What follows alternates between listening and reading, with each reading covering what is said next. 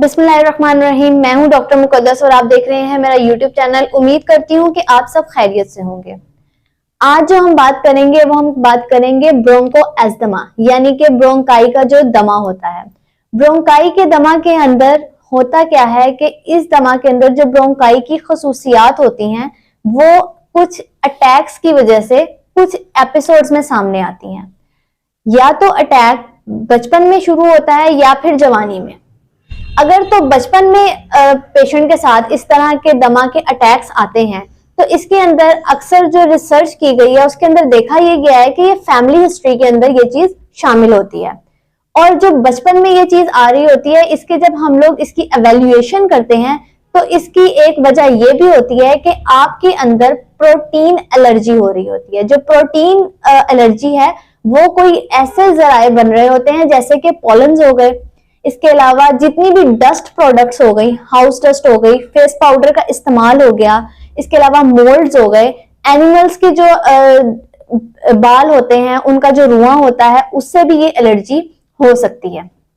इसके अलावा डेंड्रफ, जो आपके अपने बालों की डेंड्रफ होती है उससे भी ये एलर्जी हो सकती है। तो ऐसे जो एस्थमा होते हैं उसको हम एक्सट्रिंसिक एस्थमा यानी खारजी दमा और इसको आर्जी दमा भी कहा जाता है।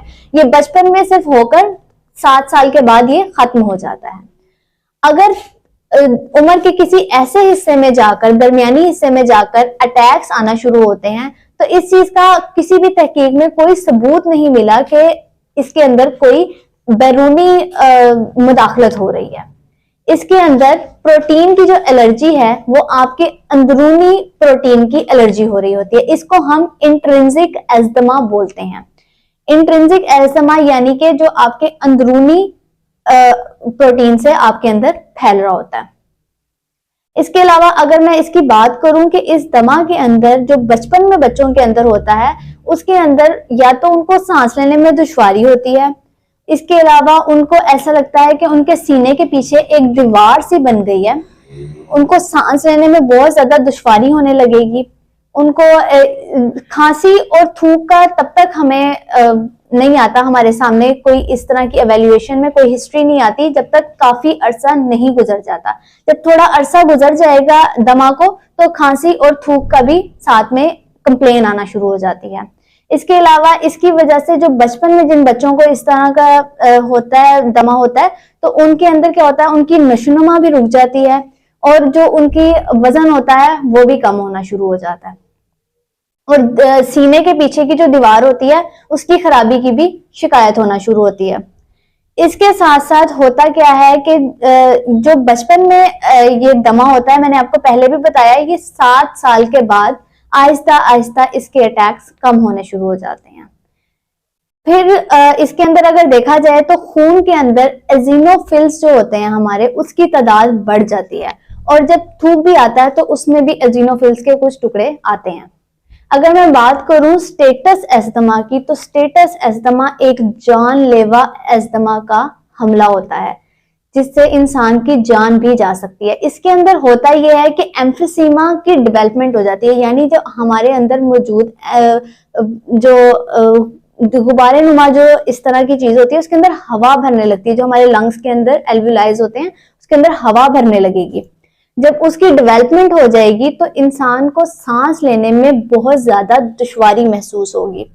इसके लिए हमें फौरी तौर पर ट्रीटमेंट की जरूरत होती है, या तो कोई इनहेलर या फिर कोई आईवी इंजेक्शन दिया जाता है जिसकी वजह से उसको सांस लेने में आसानी दिलवाई जा सके। अब मैं आपके साथ कुछ लैब रिपोर्ट्स शेयर करूंगी। लैब रिपोर्ट्स के अंदर हम लोग जब सबसे पहले पेशेंट को क्या क्या डायग्नोज करने के लिए क्या क्या कुछ रिकमेंड करते हैं। ब्लड टेस्ट रिकमेंड करते हैं सीबीसी, क्योंकि इसके अंदर हमने एजिनोफिल्स को देखना होता है। एजिनोफिल्स की तादाद मैंने आपको बताया इसमें बढ़ जाती है।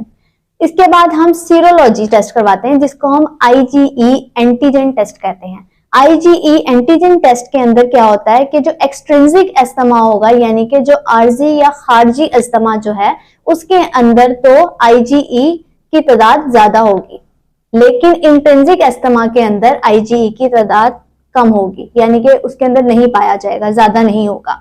इसके अलावा हम लोग स्पूटम टेस्ट करवाते हैं। स्पूटम टेस्ट के अंदर हमने देखना होता है किसी किस्म के कोई क्रिस्टल्स तो नहीं आ रहे, किसी किस्म के कोई स्पाइरल्स तो नहीं निकल रहे, कोई एजिनोफिल्स तो नहीं आ रहे इसके अंदर। ये सारा कुछ हम लोग इसके अंदर स्पूटम टेस्ट के अंदर देखते हैं। इसके बाद हम ब्लड गैसेस का एनालिसिस करवाते हैं। जैसे कि हमारे अंदर दमा के अंदर होता ये है कि जो ऑक्सीजनेटेड ब्लड, जो हमारे अंदर ऑक्सीजनेटेड गैसेस होती हैं वो डीऑक्सीजनेट होने लगती हैं, जिसकी वजह से इंसान जो होता है वो नीला होने लग जाता है। इसलिए ब्लड गैसेस का एनालिसिस करवाना भी जरूरी होता है। इसके अलावा हम पल्मोनरी फंक्शन टेस्ट करवाते हैं। इसके अलावा फिर हम जो एक्सरे रिपोर्ट्स होती हैं एक्सरे करवाते हैं। अमूमन एक्सरे के अंदर हमें कोई भी एबनॉर्मेलिटी नजर नहीं आती, कोई भी इस तरह की एबनॉर्मेलिटी नहीं आती। जो सबसे लास्ट में हम करवाते हैं वो हम स्किन सेंसिटिविटी टेस्ट करवाते हैं। एक इंजेक्शन होता है जिसको हम एक वेन में लगाते हैं। इंजेक्ट करने के बाद एक सर्कल बनाते हैं। सर्कल बनाकर हम देखते हैं कि इस जगह पर कोई एलर्जी हो रही है या नहीं। इसे स्किन सेंसिटिविटी टेस्ट कहते हैं। अगर मेरी ये वीडियो अच्छी लगी हो तो जरूर दूसरों को भी शेयर करें, लाइक भी करें और कमेंट्स भी करें, और मेरे चैनल को सब्सक्राइब करें। अल्लाह हाफिज।